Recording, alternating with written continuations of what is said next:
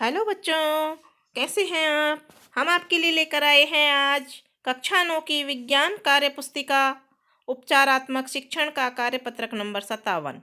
इससे पहले हमने कार्यपत्रक नंबर 56 तक अपने चैनल पर डाल दिए हैं। यदि आपने नहीं देखे हैं तो अवश्य देख लें। साथ ही हमारे चैनल को सब्सक्राइब करना ना भूलें। इस कार्यपत्रक 57 में विषय वस्तु है बल, अधिगम बिंदु है जड़त्व एवं न्यूटन गति का नियम और संदर्भ है कक्षा 8 का अध्याय 11। प्रश्न नंबर 1 है, निम्न वस्तुओं को उनके बढ़ते वजन के आधार पर 1 से 5 अंक दीजिए। सबसे भारी वस्तु को 5 अंक दीजिए। तो वस्तुएं देखते हैं हम। पुस्तक, मेज, पेन, फ्रिज, कागज। हम यहाँ देख रहे हैं कि कागज सबसे हल्की चीज़ है, फ्रिज सबसे रेफ्रिजरेटर या फ्रिज सबसे भारी चीज़ है। तो सबसे हल्की चीज़ को 1 नंबर देंगे, रेफ्रिजरेटर को 5 नंबर दे देंगे।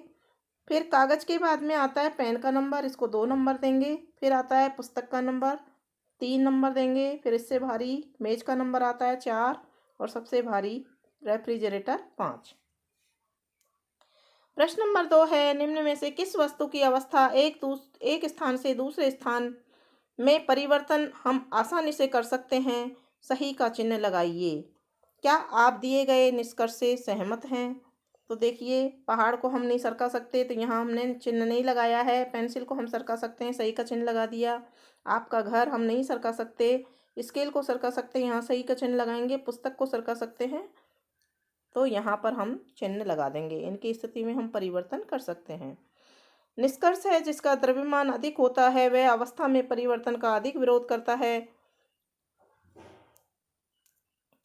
जड़त्व द्रव्यमान की माप है, तो ये हाँ, इससे हम सहमत हैं, इसमें हाँ भर देंगे।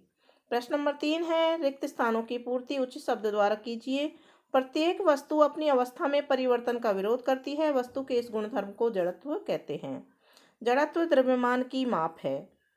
गतिशील वस्तुओं भी अवस्था में परिवर्तन का विरोध करती है। हाँ या ना, तो हाँ आएगा यहाँ पर कि वो विरोध करती है। नेक्स्ट है, खड़ी बस अचानक चलती है तो हम पीछे की ओर किस गुणधर्म के कारण झुक जाते हैं। जड़त्व के कारण। चलती हुई बस अचानक रुकती है तो हम आगे की ओर किस गुणधर्म के कारण झुक जाते हैं। जड़त्व के कारण, क्योंकि चलती हुई चीज़ उसी अवस्था में रहने का, कोई भी चीज़ जिस अवस्था में रहती है उसी में रहने का प्रयास करती है। अगला प्रश्न है, न्यूटन की गति का प्रथम नियम जड़त्व पर आधारित है। उचित शब्दों से रिक्त स्थानों को भरें। जब कोई वस्तु स्थिरावस्था में है तो स्थिर अवस्था में ही रहेगी, जबकि उस पर बाहरी बल ना लगाया जाए, जब तक कि उस पर कोई बाहरी बल नहीं लगाया जाए। यदि गतिशील अवस्था में है तो वह गतिशील ही रहेगी, जब तक उस पर कोई बाहरी बल नहीं लगाया जाए। तो बच्चों, हर वस्तु अपनी उसी अवस्था में रहने का प्रयास करती है। यदि हम उस पर बल नहीं लगाएंगे तो उसकी अवस्था में परिवर्तन नहीं है। प्रश्न नंबर 4 है, यदि किसी वस्तु को स्पर्श कर उसकी अवस्था में परिवर्तन आता है तो उसे संपर्क बल कहते हैं, और बिना स्पर्श किए अवस्था में परिवर्तन आता है तो उसे असंपर्क बल कहते हैं। दिए गए कथन के आधार पर संपर्क बल, असंपर्क बल पर सही का चिन्ह लगाइए।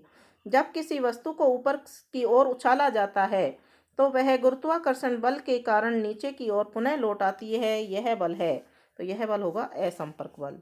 बल अपने पेशीय बल के कारण बैलगाड़ी को चलायमान रखते हैं, संपर्क बल में आएगा। हल्की लौह वस्तु चुंबक की ओर आकर्षित होती है, असंपर्क बल में आएगा।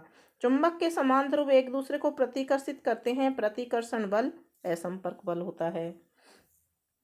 स्टेशन पर खड़ी गाड़ी को धक्का दे लगाकर गाड़ी को गतिशील अवस्था में लाया जाता है, यह पेशीय बल से संभव है, यह पेशीय बल संपर्क बल होता है। तो यहाँ हम संपर्क पर राइट लगा देंगे।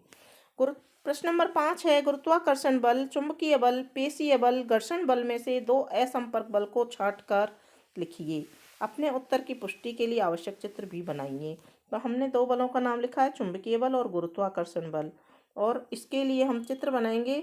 जैसे एक चुंबक दूसरे चुंबक के विपरीत ध्रुव को आकर्षित करती है, और पानी हमेशा गुरुत्वाकर्षण बल के कारण नीचे की ओर बहता है। तो इस तरह से हम अपने उत्तर की पुष्टि इन चित्रों द्वारा कर सकते हैं। तो बच्चों, इस तरह से ये हमारा कार्यपत्रक नंबर 57 पूरा होता है। आगे के कार्यपत्रक देखने के लिए जुड़े रहिए हमारे चैनल से और चैनल को दोस्तों के साथ शेयर भी कीजिए और सब्सक्राइब भी कीजिए। धन्यवाद।